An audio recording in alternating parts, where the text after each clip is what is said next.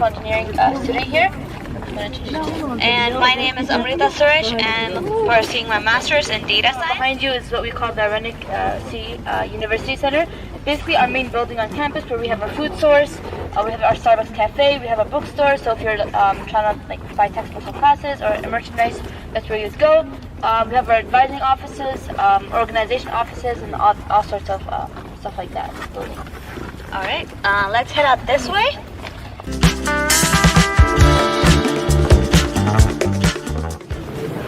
Good.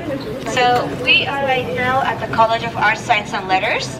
So this is one of the main buildings that undergraduate students have classes in. This building has departments for philosophy, anthropology, languages, English, math. We have a writing center, we have a piano room, we have music. We also have a department for mathematics and a math learning center. So if you have any questions about math or if you're stuck in any of your assignments, you can always stop by the math learning center and you'll have tutors available to help you out. And what are the other departments here? We have a TV studio, theater and film. So anything that comes under the umbrella of College of Arts, Sciences and Letters usually have classes and the departments housed in this building. So this building is 4 floors. I would have stopped a little earlier, but then because we have another group already over there, we just moved a little ahead. So if you actually look up, we have like 4 buildings. It's one of the larger buildings on campus. And fun fact, this is the only building that has a lot of vending machines. Like right around this curve is all vending machines. So we have like 6 to 8 vending machines available. So. Let's go.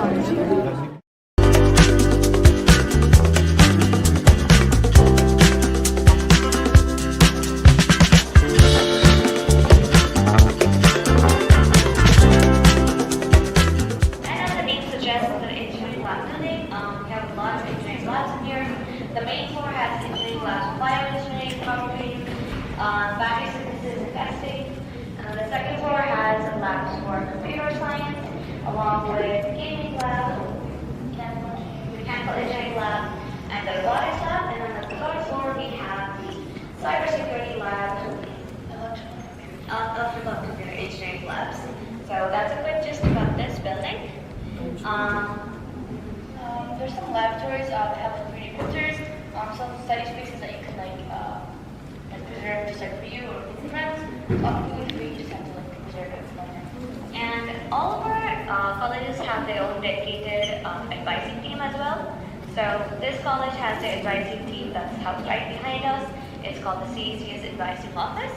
The same thing applies to the College of Arts, Science and Letters, College of Business, and College of Education, Health and Human Services. For either their courses or their organizations or projects. Above you we have these go-karts. These are designed by students and alumni on campus. And then the designs that you see, the Ford Shuttlebee and then the dirt bike are also designs created by the engineering alumni here.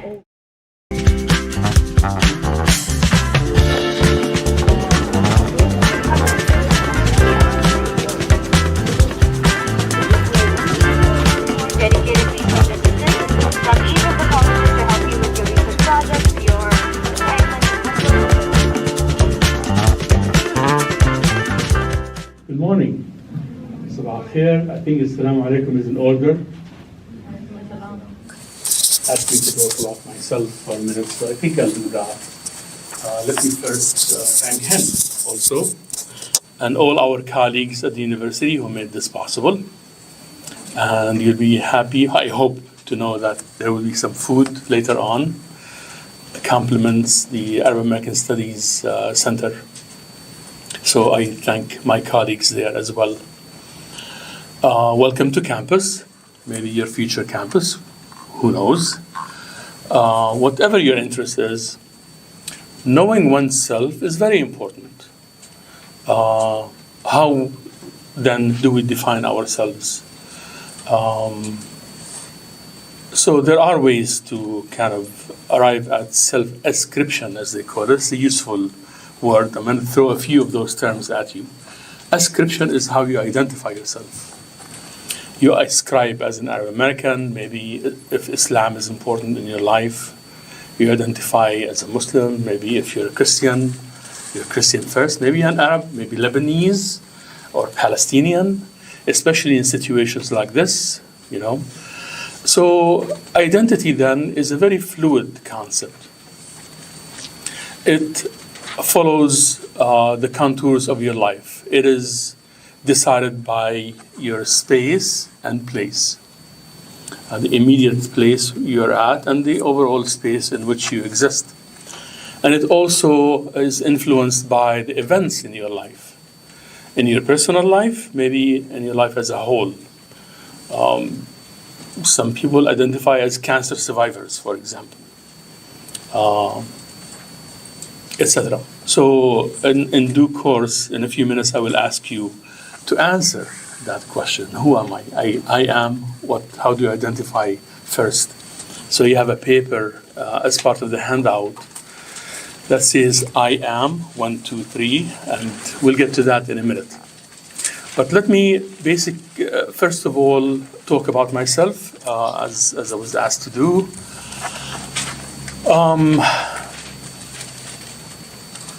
Without going on a soapbox, I am an immigrant, born in Jordan, although I never volunteered this to my students usually. Came to this country as a student and didn't think I had a place to go back to, so I stayed. My family joined, and I wanted to become a metallurgist. I loved metals. I grew up in a boarding school in Jordan, a German school. If you know anything about Germans, they're very industrious. I was really impressed. I had mentors all my life. I'm very, very grateful for that, which is very important too. So my mentor, there was a fire in our school in the iron workshop and all the metals melted. It was a very, very intense fire. And he actually could identify the metals by the spark they make when he applies the file. What do you call it? I'm sorry? The fire. No, it's a tool that spins really fast and... Grinder? Grinder, thank you. So he put the grinder to the metal, and from the shape of the spark, you could tell which metal it was. Vanadium, chromium, steel, soft iron, etc. I was really impressed. So I found my way to Flint, Michigan. Wasn't easy at all. To go to the General Motor Institute, the best institute in the world for engineering. I wanted to do Maschinenbau in German, or I think the equivalent of that is tool and die or something like that. But I couldn't get in. So I took all the technical classes. They told me you have to be sponsored by GM. You have to be a citizen. Good luck to you. So I switched to political science, but I was a very hard worker. And I had relatives in Flint. I knew very little who owned grocery stores. So I worked in one of their grocery stores, and I impressed them because I was such a hard worker. I have to tell you the story very, very quickly because it has to do with work ethic, and sometimes we identify through our work or our profession or our passion. So I worked in this grocery store. I know it's not very impressive, and raised by Germans, I have to give them credit. I went and cleaned up the back room. It was like empty bottles and chicken bones and half full beer bottles. It was not very fun. But I cleaned the place up. The owner came, went to the back room, and he was shocked. He said, "Oh my God, where did this sink come from?" It was a nice shiny sink, which I cleaned up, right? He had that business for almost 14 years and didn't even know he had a sink in the back room because of the dirt piled up on top of it. So I gained a reputation as being hard worker and ethical about my work. The word spread. This rich guy came to have a cup of coffee, and he approached me about a business, looking for someone to take it on because people kept going out of business in it. And I was doing a BA in political science with no idea about what it is I'll be doing next. So I took a look. Next thing, I owned it. But I knew enough to ask him for an option to buy the building. And my economic life was set for the rest of my life, not the profession itself. So Years went by, a couple of years went by, and I said to myself, who am I exactly? Did I come to the United States to own a business? I wanted to make a difference, wanted to do more considerable things. We have to contend with this, I guess. So, I wanted to know how come I own a business. So I started reading about this, and I found out that there is something called patron-client relationship. The patron, someone is established. The client is a newcomer, and they're sponsored, trained, put up by the patron, and then they own a business. And it turned out that I was the last link in a 100-year odyssey by people from Nazareth who came to Flint, Michigan, preceded by Lebanese families who opened businesses, and one brought the other, and that continued for 100 years. So I figured I'm going to go back and find out the first person who sparked this patron-client 100-year chain link. I found out it does exist in all communities. Greeks are big in restaurant business. Jewish people are started actually as peddlers. So did Arab Americans, as you will hear in a minute. And I went to the son of the man who came. You'll hear about him in a second. His name is Amin Farah. He owns all those papers, and he's the reason why I became a historian. He died in 1975, way before I came to the United States. Never knew him. His son told me, look, I have some papers in the basement. My father left. I don't know what to do with them. I don't read Arabic. Take a look. I took a look. I perused through them very quickly. I wasn't sure if they're worth anything. And he said, if you want them, take them. And those are the papers you see in front of you, some of the most important papers. Let me rephrase that. These are the most important papers in Arab American life. Yeah? And are they getting enough attention? We'll get to that when we talk about who we are and how we interact with events and history in our lives. Took them home. My mother was with me at the time. I lived with her, rather. And between the two of us, we were looking through the papers, and she lit up. She knew people from her childhood in Nazareth. And my mother was a refugee in Jordan. She was born a long time ago. And we didn't sleep until 6 o'clock in the morning. So I knew I had something. I enrolled in a doctorate program, in a master's program at U of M, to figure out why do Arabs own grocery stores and businesses. Entrepreneurship was a very huge part of their lives. At the time I finished my master's thesis, Arabic-speaking people owned 102 out of 104 grocery stores in Flint, Michigan alone. And that is repeated in every major metropolis across the country, from Chicago to New York to Los Angeles to San Francisco. Now they diversified. They're into real estate. All my colleagues are millionaires. In my case, I said, I'm going to enroll in a doctorate program to make sense of those papers. This is going to take the rest of my life. I was very stable. I tell people I used to pay more in taxes than they pay me now, but I wasn't very satisfied and happy. I could not identify as a business person confined to that space. And that's how I became a historian. And to understand immigrant experiences, I had to study about the theories, which we'll talk about very briefly. I'll go through the handout I gave you quickly.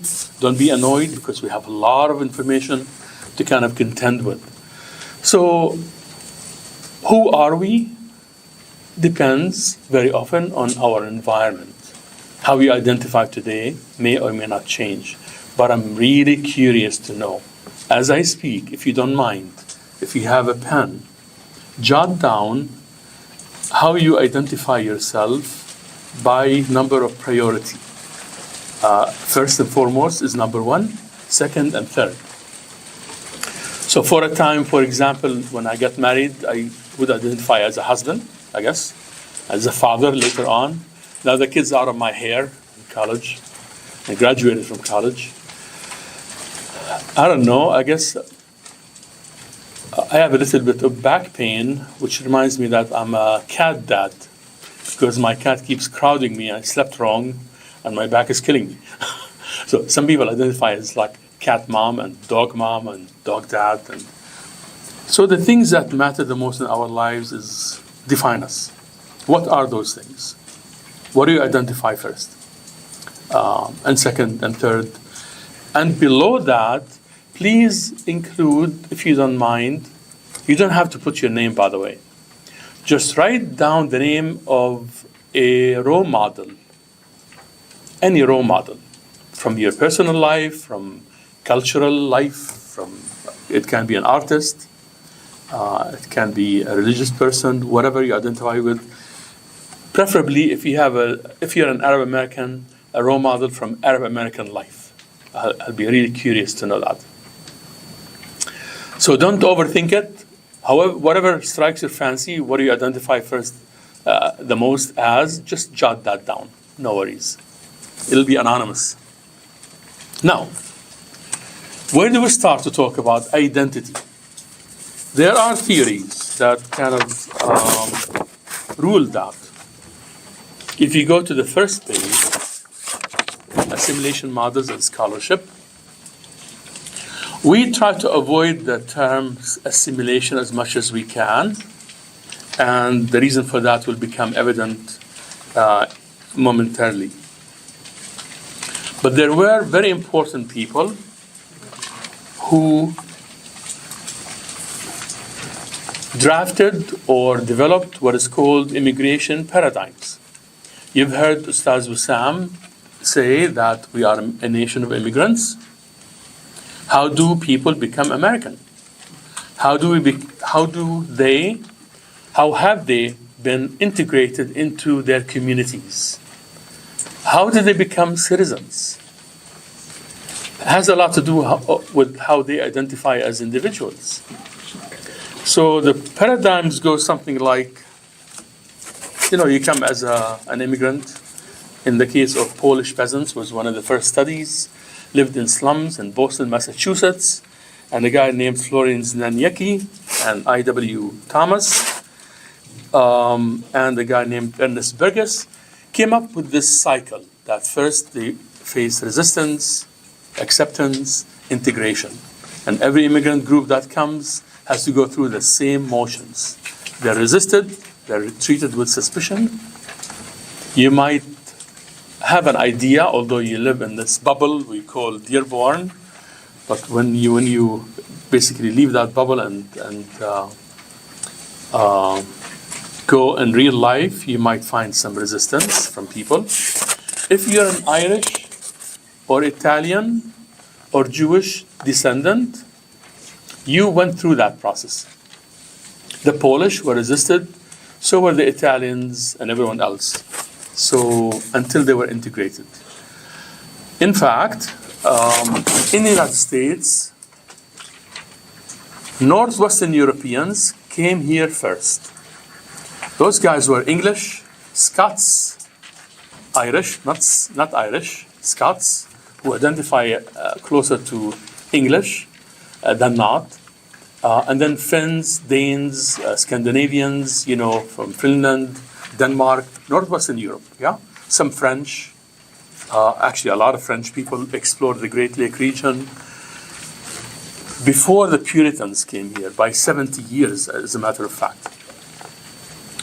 For the folks in Michigan history, whatever you write, a couple of pages would be great. By the way, I don't stress over this. A lot of information, whatever trickles or resonates with you, jot it down and you'll be good.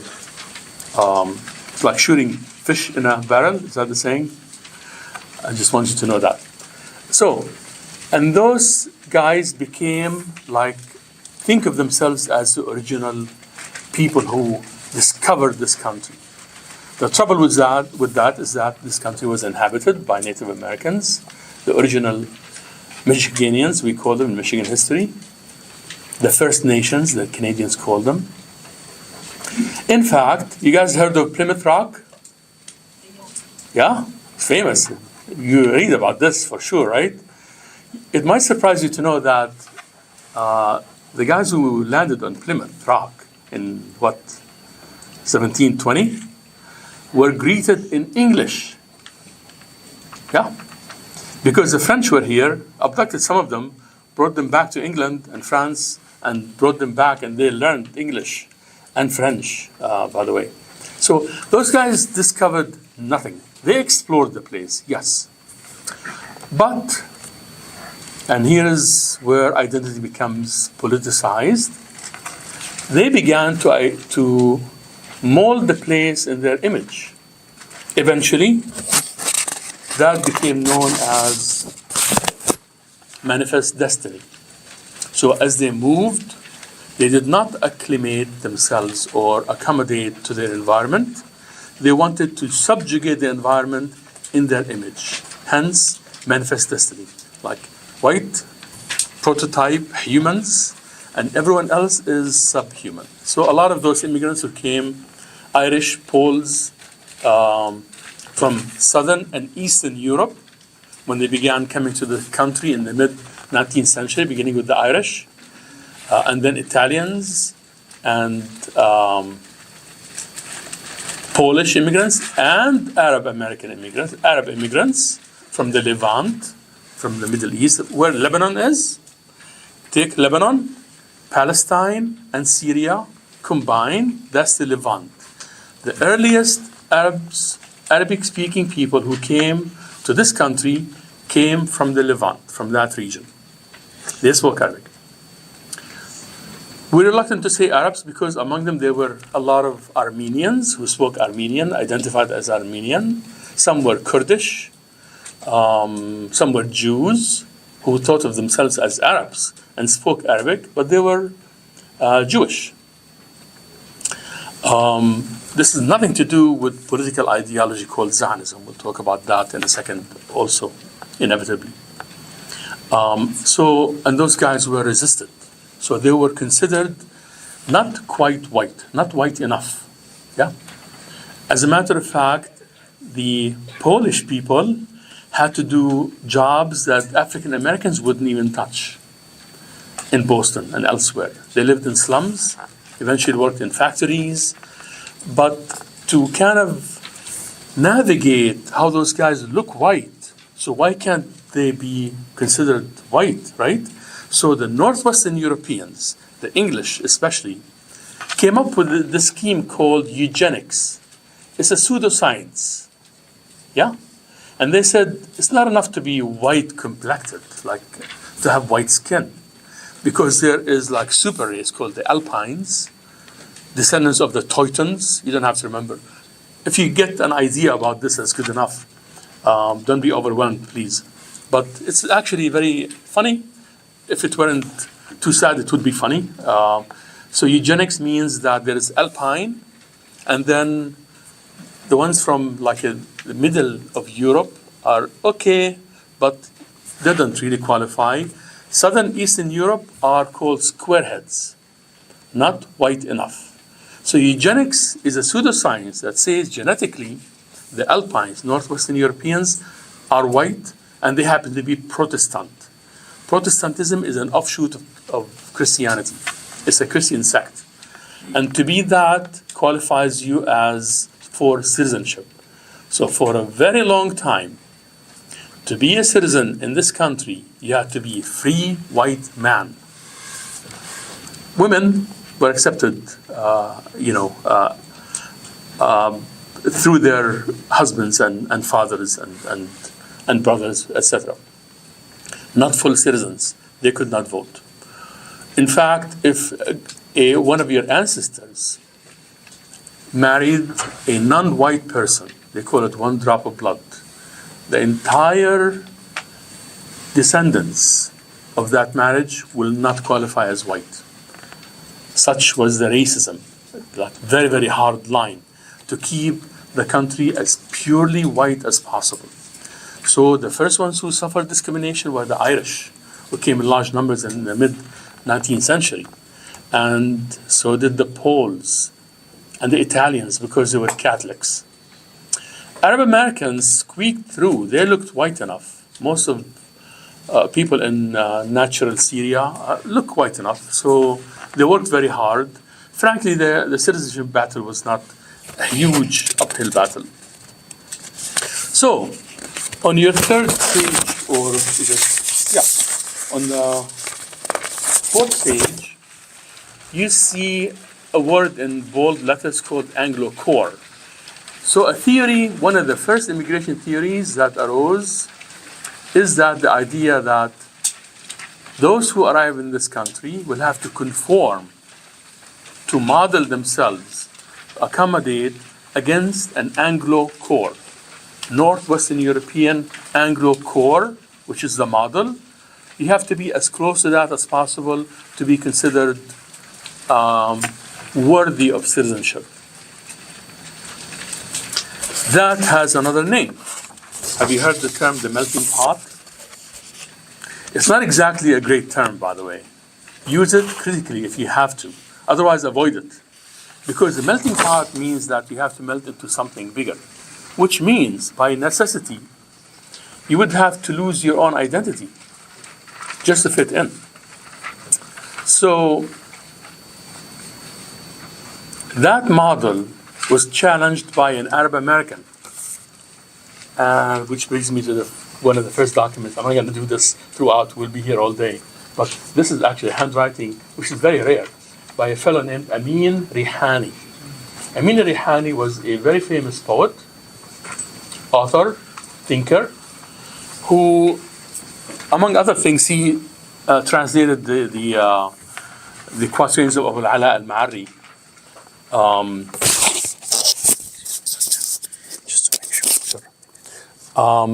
And he wrote the first modern poetry style, freestyle poetry in Arabic. He's the first to do that. And he wrote a small booklet called Letters to Uncle Sam. And he said that, hey, why am I downtrodden and barely accepted in this country? And I'm loyal to this country. In fact, I want to launch a Syrian American army to fight for Syria and then transplant American democratic precepts in Syria, my country. Syria, remember, always for the immigrants meant Syria, Lebanon, Palestine, and even east of the Jordan River. That's very important to them. Hence, most of them identified. If you ask them, what are you? They would say, I'm an Arab, I'm Syrian, and then Orthodox or Maronite or Shi'i or Sunni or what have you later. That changes with time. But that's how they identified. So immigration paradigms kept progressing and people began to recognize those immigrants. So what Amin Rihani introduced, he's not given credit for this. The credit goes to a guy named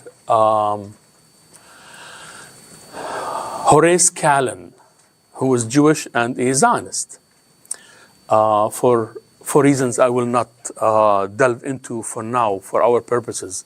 But Amin Rihani introduced a new concept called cultural pluralism, which simply means that you can be a member of the Arab nation, this Arab Syrian nation, and be American at the same time. Cultural pluralism. So instead of melting pot, we have cultural pluralist society, in his view, which looks like a mosaic. The mosaic as a whole will make up what the United States looks like. Okay? A country made up of many cultures who identify as American, yet are faithful to their roots, cultural roots. Yeah? Cultural pluralism. Only the country was not ready for this kind of thinking. So racism prevailed until after World War II, when the United States began to open onto the world. There's a really cool musical called South Pacific. If you have time, watch it. It's a musical. Most of the music is written by Oscar Hammerstein. And he talks about, this when Americans began to flirt with accepting, interracial marriage with Japanese and Southeast Asians. But the objective behind that was colonial. The United States was flexing its muscles and was modifying its views to accommodate other cultures. But nevertheless, there's a song inside that film, if you can watch it, look it up and watch it. a song about you've got to be taught. He married a local woman, and his family shunned him. They understood that, and they said as much. One of their important guests here, from two guests actually, one Syrian, one Iraqi. They both died in a car accident that same day, as a matter of fact, traveling from Flint to Detroit. Khalil Sheikh and Mufarraj were their names. Very important. They were collecting money for village revivification programs, Jam'iyyat In'ash al-Qura, across Syria and Iraq at the time. In any case, those guys, by that time, a lot of Arab Americans said, we are Arabs. We're proud of that. We want Palestine to be free. We want to reunify the Levant into Syria. But we are loyal Americans, and joined World War II, just like they joined World War I when they could, although many did not see enough action because the US did not want to fight in that war, entered very, very late. Started in 1914, the US entered in 1917, etc. But in World War I, Arab Americans per capita raised more money. They sold more war bonds than any other immigrant group. In World War II, they did the same thing. So I have a lot of pictures and documents that show that in Flint, Michigan alone, they sent at least 2 ambulances to the armed forces in the front in Europe. So now Arab immigrants who identified as Syrians increasingly began to identify as Arabs as a whole, but always as an American in addition, right? Now, something happened I didn't want to talk about in too much details. It's all over the news. Specific identities. I mentioned that the French carved out a piece of Syria and they called it Lebanon. That became the roots of what became Lebanese identity. Lebanese identity existed even before that. It came from the mountain areas surrounding the Beirut area, from the Lebanon. But it did not, it was subsumed within Syrian identity. And Syrian identity was subsumed in a larger Arab identity. Yeah? The weight, the center of gravity was actually in Egypt, where the country had the most complete cultural experience. In fact, a lot of the Syrians ran away from they were chased out by the Turks and ran to the safety of Cairo. That's where they established very, very important newspapers, like Al-Ahram, a newspaper. The official newspaper in Egypt was founded by the Sarkis family, Syrians. And there is many, many examples like that. They were influenced by and influenced the local scene, and many Palestinian and Syrian families became Egyptian to this day. Just like a lot of the families, you'll be surprised, like Sarainis, I can actually name a lot of families who you know as Lebanese families, large Lebanese families, are split between Nablus or Haifa or Jaffa or Nazareth, the Galilee, and Lebanon. When the Europeans drew those frontier borders, they split them in half. And hopefully they know that they are related. But a lot of it made no difference what part of the Arab world you're from, because the overarching marker of identity for Arabs, you are an Arab if you what?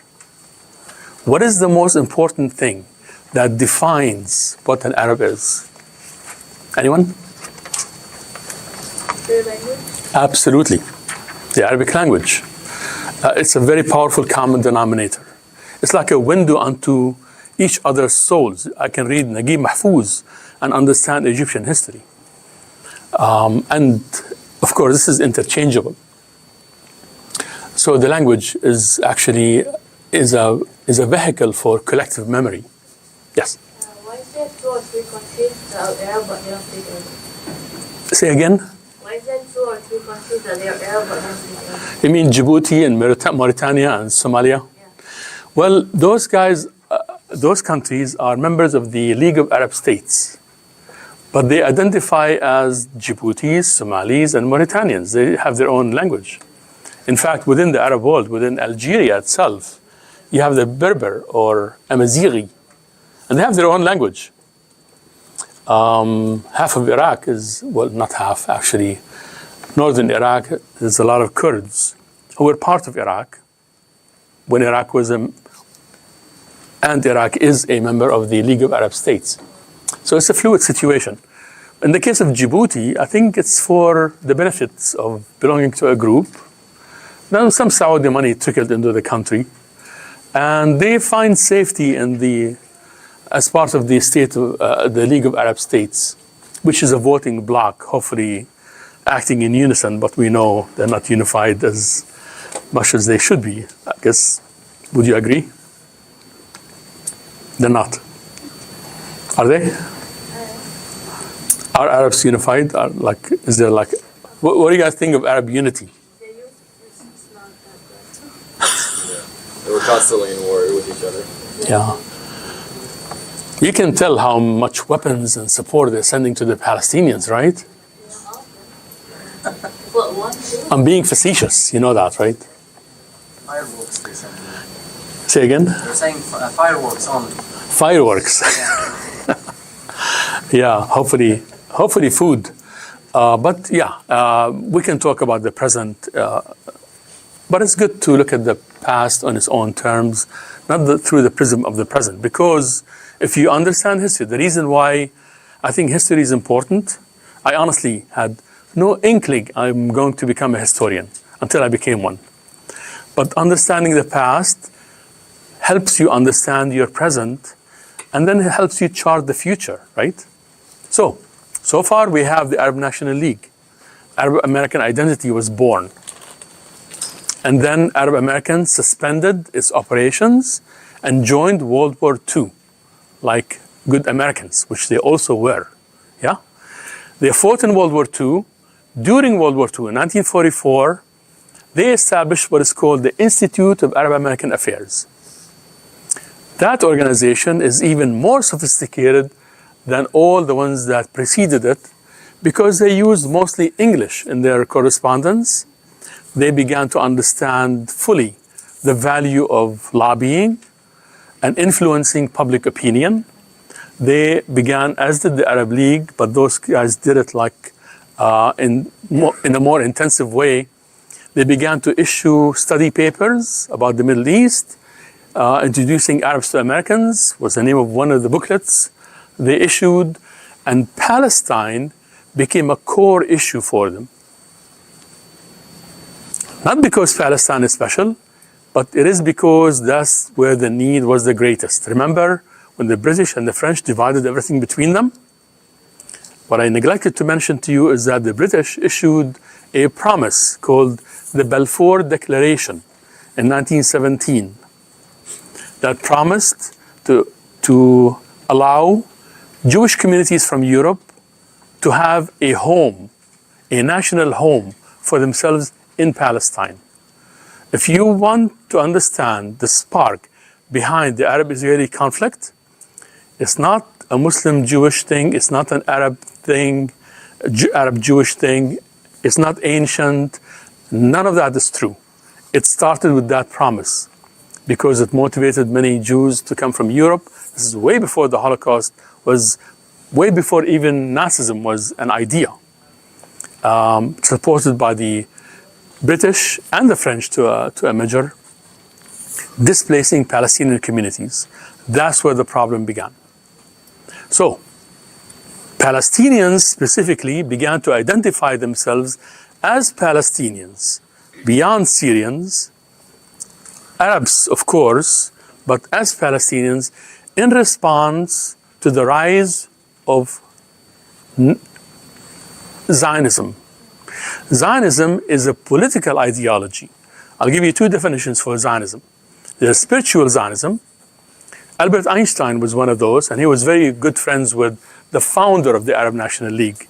His name is Fuad Shatara. And Albert Einstein believed that, okay, Palestine is a spiritual place where Jews yearn to because they have, religious connections. And they always have, and they always live there in small numbers, as it were, but they can go visit from Northern Africa, from Eastern Europe, and always felt welcomed, or they were not molested or hampered or stopped or bothered. I mentioned that Islam gives sanction to people who believe in God, and Islam meant that.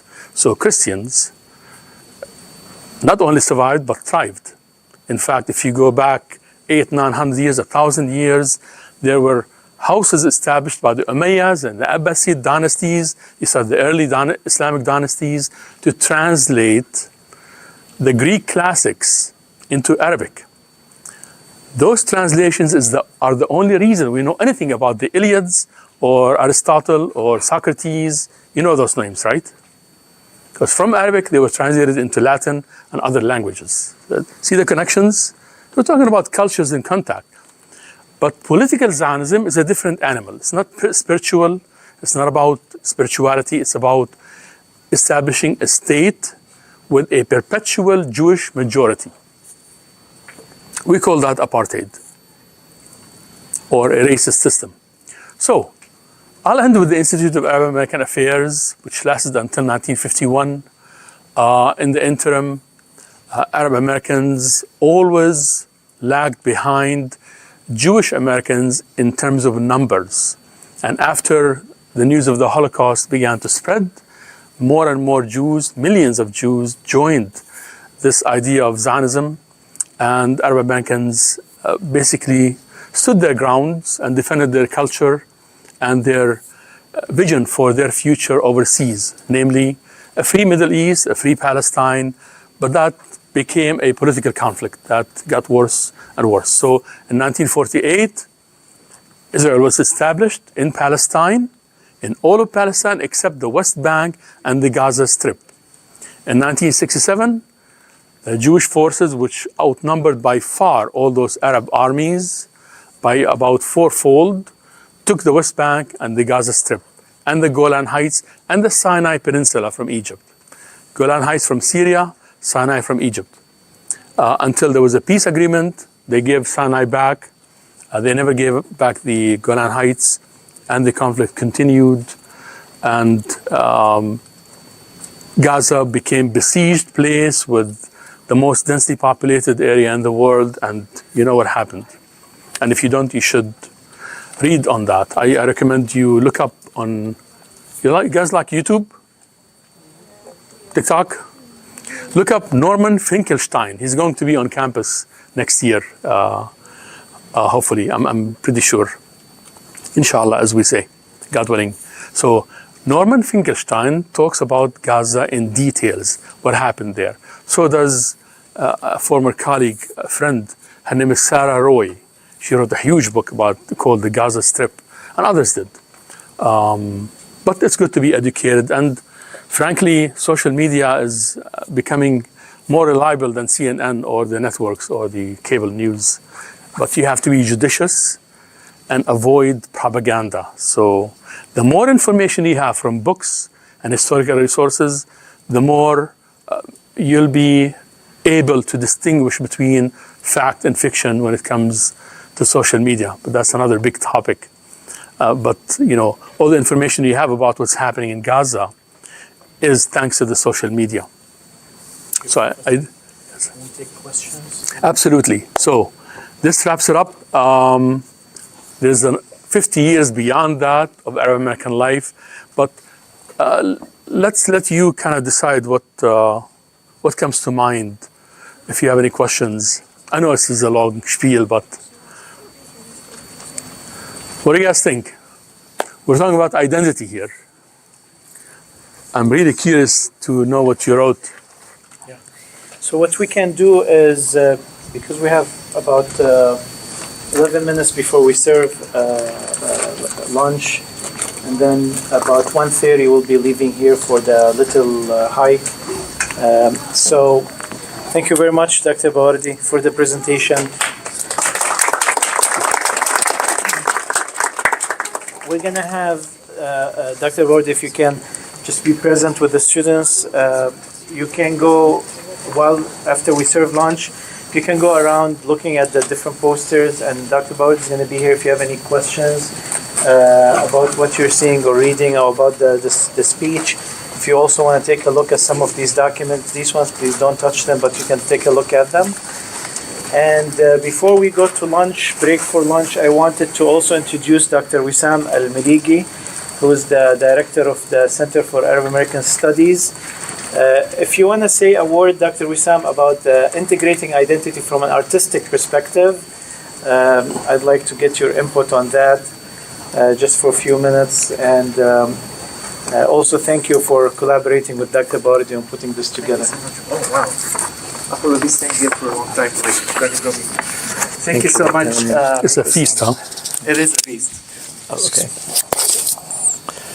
Thank you so much, Wissam, and welcome to all of you over here. And I'm very happy to be with Professor Bawardi, who is, as you probably know, I mean, like in just a brief time, he's given you a well of knowledge, and you can imagine what it would be like to have him as a colleague. I'm very fortunate to have that. And those of you who might join, I mean, and maybe take, you're fortunate enough to take one of his classes, you will learn so much. I've already learned so much just by looking at these and listening to what he was saying. So thank you to Bawardi for this. It's an honor to work with you. And thanks, Wissam, of course, for inviting us and for bringing the students here. And thank you for coming. I'll just speak very briefly. My name is Wissam Al-Maligi.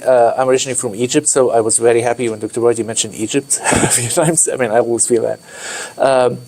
I'm the director of the Center for just, a couple of years, the Center for Arab American Studies. What I also want to mention over here is another aspect which is related to Arabic. And again, you heard Dr. Bawardi talk about Arabic language as one of the common features that bring Arab speakers and Arab Americans together.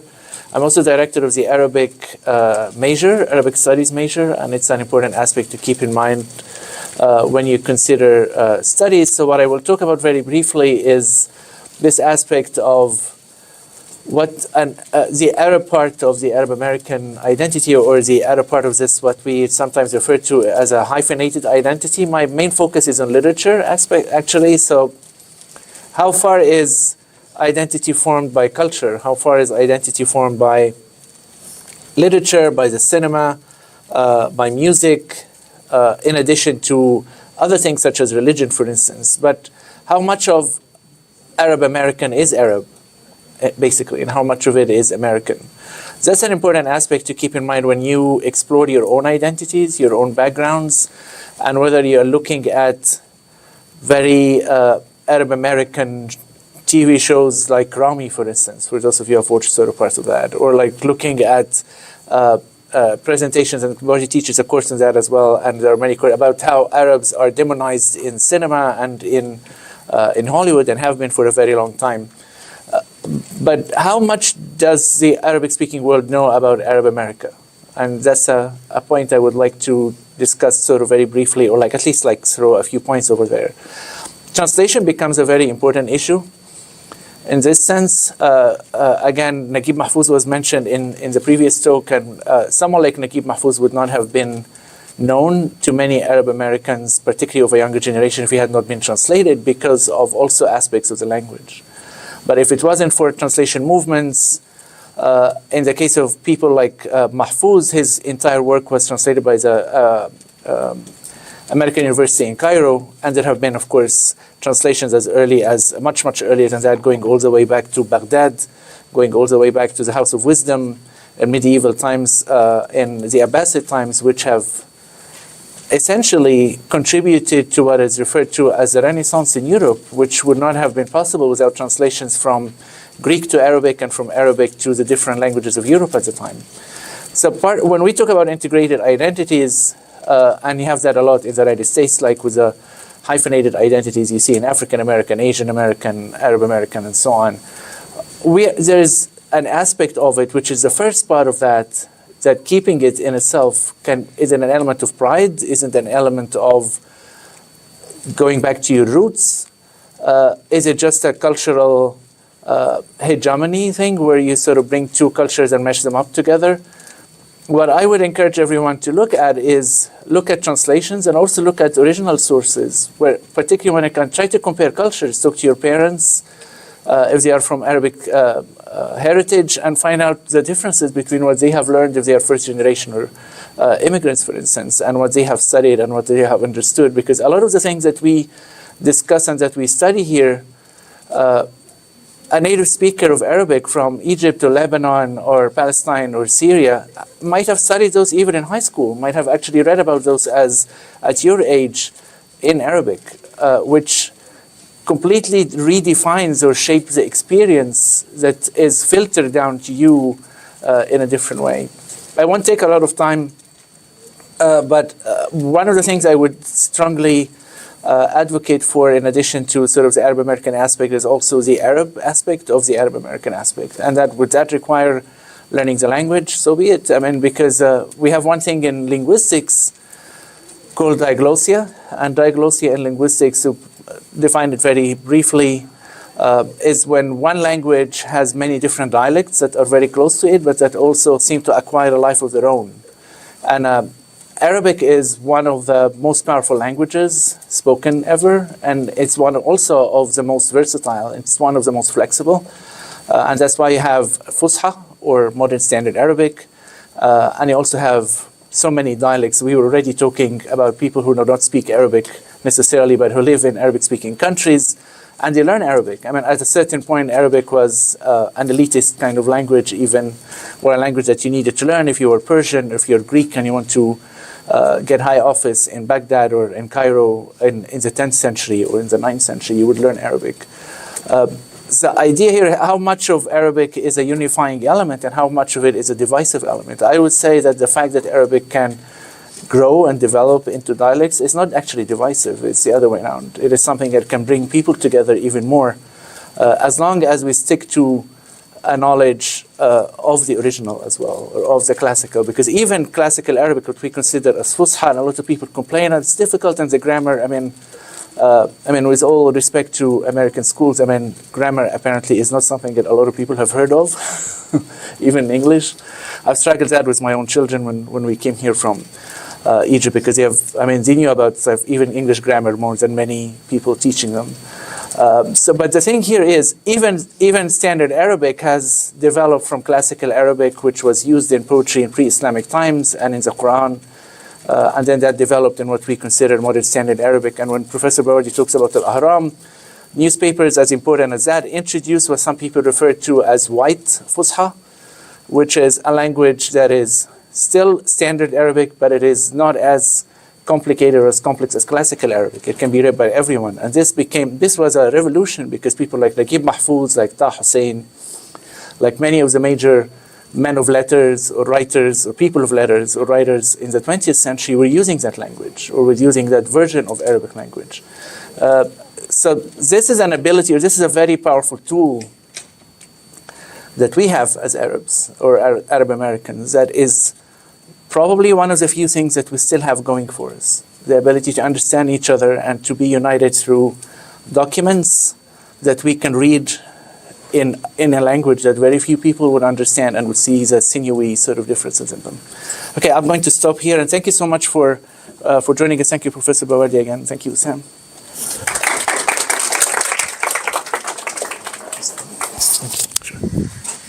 All right, we'll start with the middle school with Dr. Takush. They're going to have their lunch first because the high school already had lunch. The high schoolers, please approach to look at the documents and signs, and then we're going to call you next to pick up your sandwiches. And Professor Bawardi is here.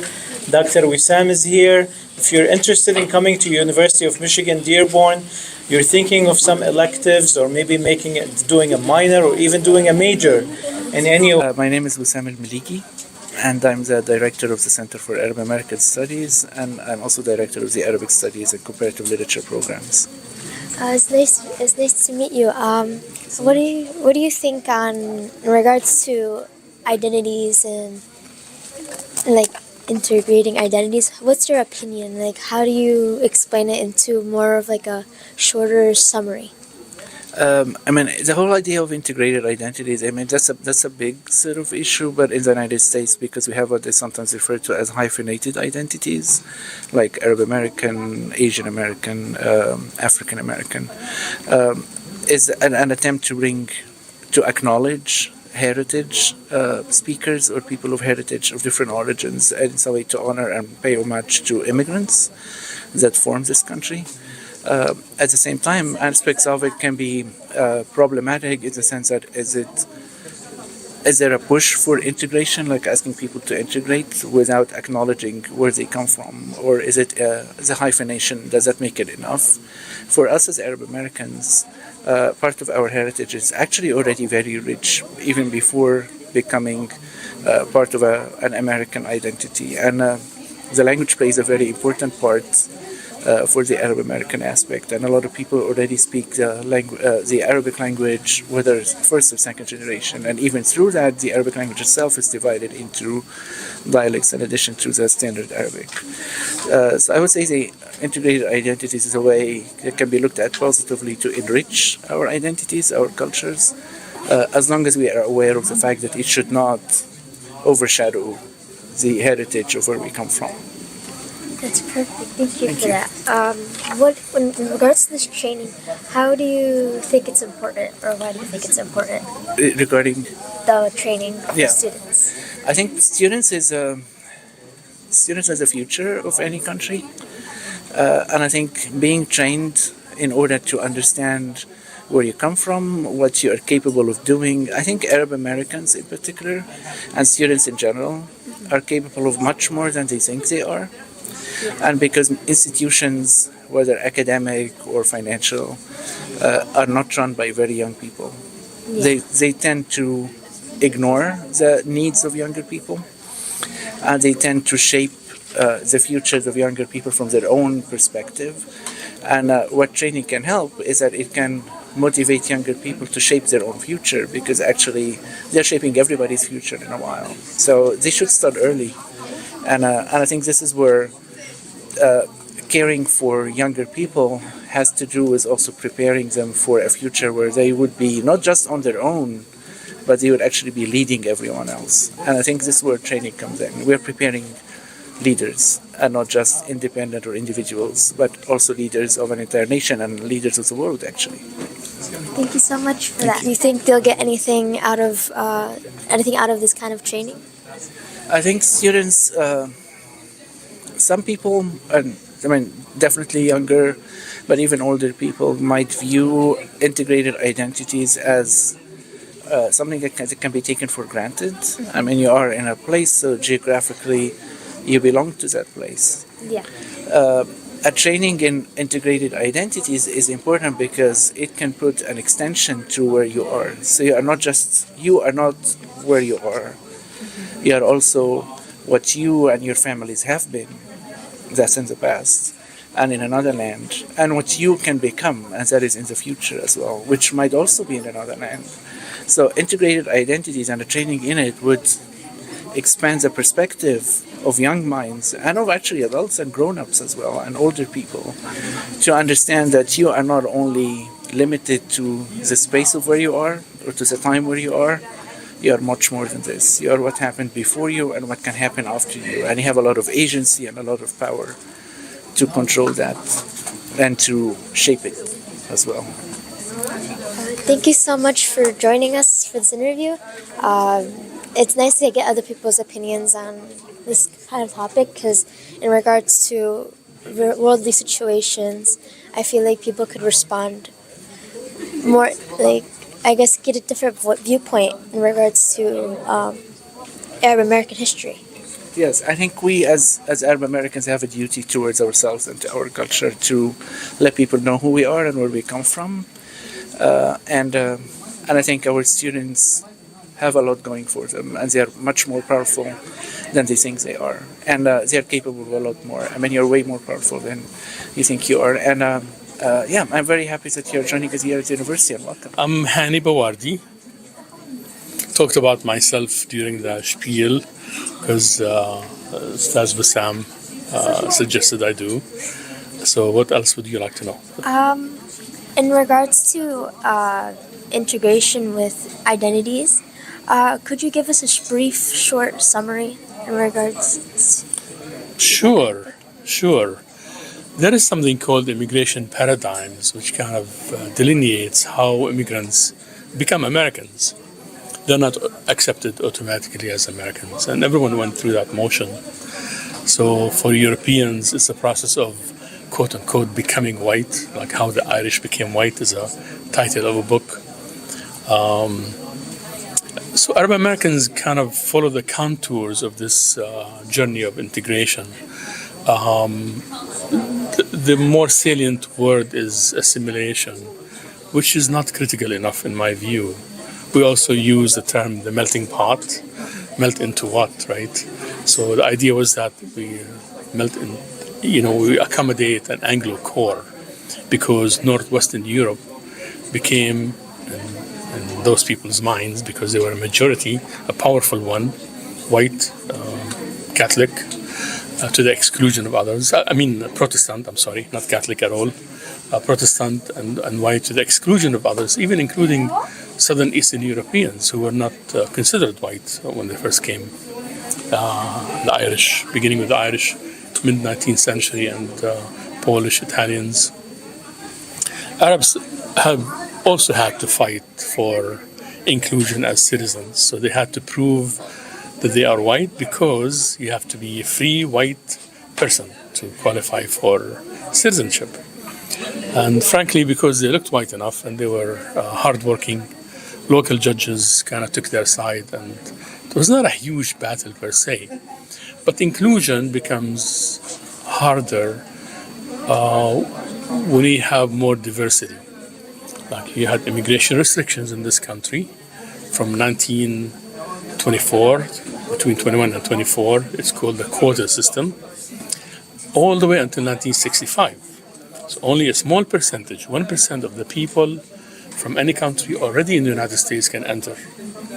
And that kind of severed immigration, and Arab Americans became cut in two waves. The original immigrants who came late 19th century, early 20th century, until World War I, and those. I also had a question about how is the training important? How is the training important for training? For the students? Training in, what do you mean by training? As in the whole speech in regards to like the conference, in regards to like how do you think Arab American history is important to the future of other students? Well, if you receive an email from me, at the bottom it says, "There is no substitute for a people telling their own story." And the quote I borrowed years ago from an author, a thinker named Rashid Khalidi. And I think the more people understand their own history, the more they control their own destiny and the narrative. You don't have to control the narrative, but you have to contribute to forging it. In the process, you become aware of who you are as a person and as part of a community. So collective memory is important. How well we relate to each other as members of a community basically is a main ingredient for what the community is and how likely it is to achieve its potential. So Arab American Studies, unfortunately, is lagging behind other ethnic studies. For example, Polish Americans, Jewish Americans, Italian Americans, Irish Americans wrote themselves into U.S. history. I cannot say that we have done that. In my case, I had a lot of mentors, beginning with Professor John Bukowczyk, who is Polish, and Barbara Aswad, and Janice Terry, and Michael Suleiman, Edward Said, and it's a long list. When I ask people just younger than myself, in their 40s, pushing their 50s, who are your mentors, they cannot come up with an answer, which frankly scares me. So we kind of abandoned the essential studies about Arab Americans and writings in Arabic. We neglected translations. We didn't have repositories that are cared for and made available to scholars. That's why I felt that the safest place for all these documents is in my possession right now. So I'm still shopping for a place to deposit them. We'll see about that, but they are available to scholars to look at. The problem is very, very few people in Arab American studies, Arab American experts in the entire country. I am one of two people who are native speakers. More young people are attracted to Arab American studies lately and to history, fortunately. But we have not translated essential writings by the early immigrants, including the output of the Arabat al-Qalamiyya, or the pen bond. I'll give you an example. There's a book written by Abdul Masih Haddad, who is a member of that society, the pen bond, along with Gibran Khalil Gibran and others. And he wrote a book called Hikayat al-Mahjar, Tales of the Diaspora. And that book describes the day-to-day lives of early immigrants in Lower West Side of Manhattan. I cannot say that in the English language we have a word about what life was like in Lower West Side of Manhattan in details, the details of that life. Yeah, we talk about it in general terms. But those guys were very, very productive, and they understood their place in history and who they were, and wrote about that. So we need to translate their works in order to understand where we came from. Thank you so much for your time, and this was an amazing meeting. I'm sure the students would have definitely learned from this.